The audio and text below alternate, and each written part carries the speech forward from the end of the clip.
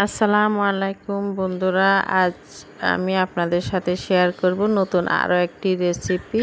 আমি আজ শেয়ার করব বিন্নি চালের পোলাও তৈরি করা। এখানে আমি 1 কেজি চাল ধুয়ে নিয়েছি।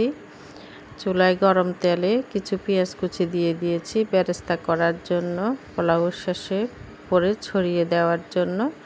বেরেস্তাগুলা একটু পেঁয়াজ ব্রাউন কালার হওয়ার পর্যন্ত অপেক্ষা করব।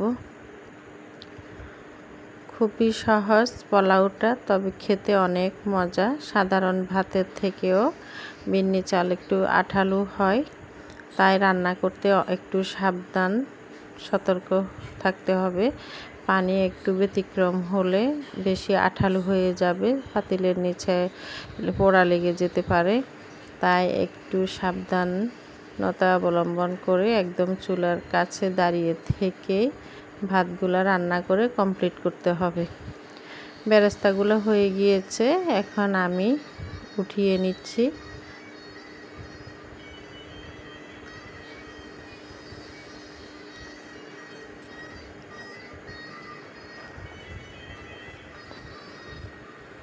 একটু গরম মশলা দিব, 3-4টা এলাচ, 3-4 টুকরো দারচিনি গরম তেলে দিয়ে দিয়েছি।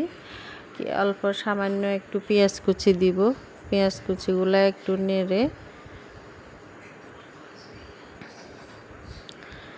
দিয়ে দিব কিছু কিশমিশ,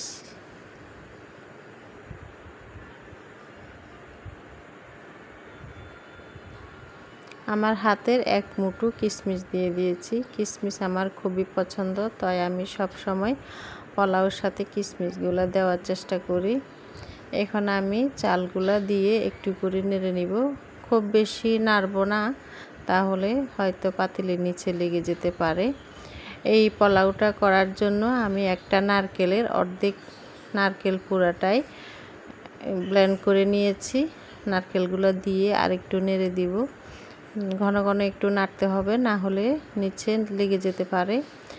লেগে গেলে কিন্তু খেতে খুব ভালো লাগবে না, পোড়া একটা গন্ধ আসি যাবে। এখানে এখন আমি 250 গ্রাম দুধ দিয়ে দিচ্ছি।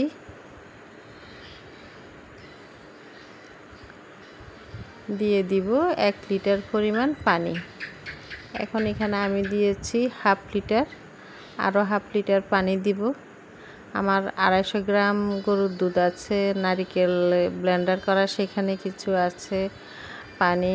এখন 1 লিটার পানি দিব। সব মিলিয়ে প্রায় 1.5 লিটারের মতো পানি হবে, তাই আমি এর থেকে বেশি দিব না। বিন্নি চালে খুব বেশি পানি লাগে না, তাছাড়া এগুলি একেবারে নতুন চাল, চাষিদের কাছ থেকে কিনা। মাত্র 2 দিন আগে ওরা ধান থেকে চাল বের করিয়েছে। এখানে উঁচা করে 1 চা চামচ লবণ দিয়ে দিয়েছি।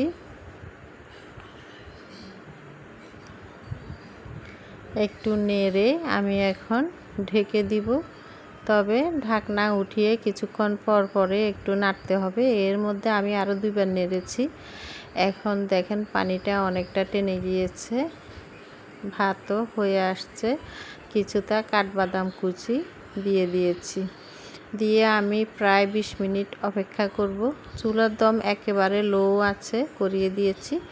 এখন আমি খুন্তিও না, কাঠের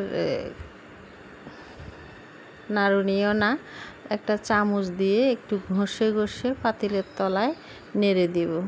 তাহলে পাতিলের তলায় যে লেগে যায়, পোড়া লেগে যায় বা একটা গন্ধ হয়, সেটা হবে না।